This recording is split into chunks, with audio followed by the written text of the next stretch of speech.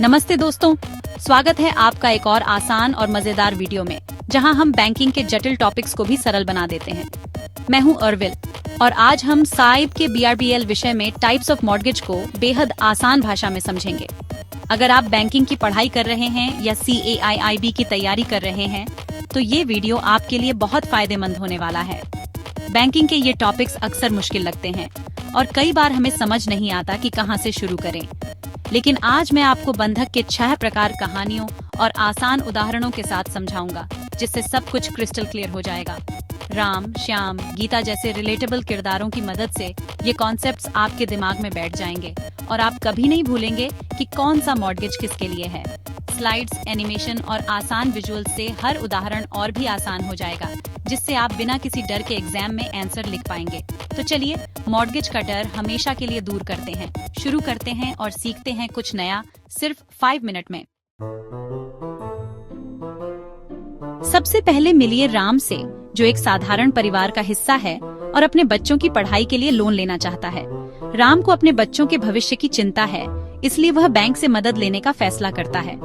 Ram bank से loan लेता है और अपने घर को गिरवी रखता है। लेकिन खास बात यह है कि घर गिरवी रखने के बावजूद राम और उसका परिवार उसी घर में रह सकते हैं।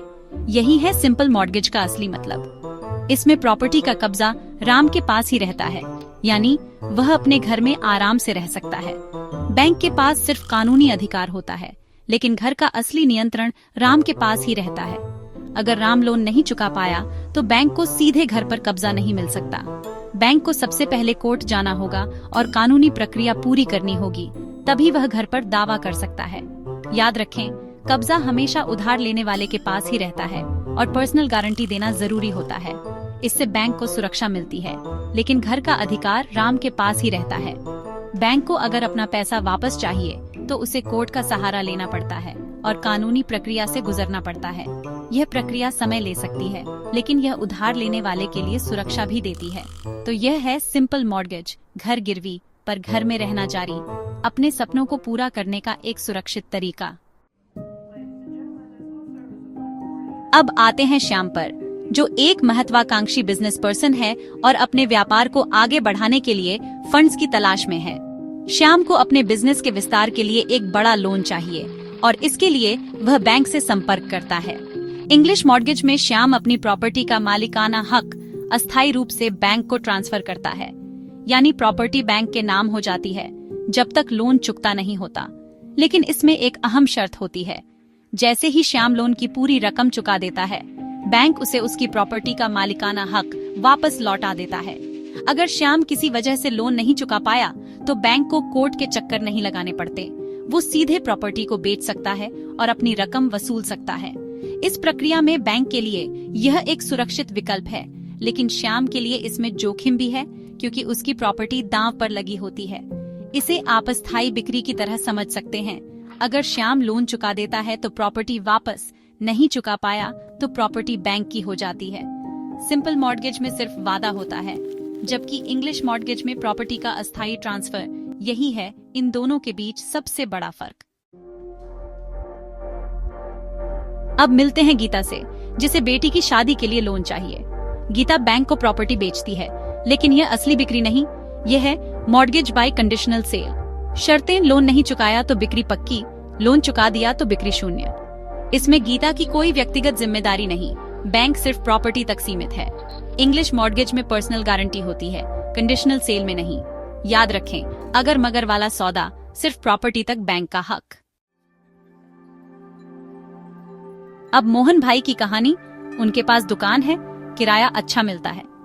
बैंक कहता है, दुकान का कब्जा और किराया हमें दो, मालिकाना हक अपने पास रखो। यही है यूसुफ्रक्चुअरी मॉर्गेज। बैंक किराया तब तक रखेगा जब तक लोन और ब्याज पूरा नहीं हो जाता। इसमें लोन चुकाने की कोई समय सीमा नहीं और मोहन पर कोई पर्सनल दबाव नहीं। बैंक का अधिकार सिर्फ दुकान से आने वाली आय तक सीमित है।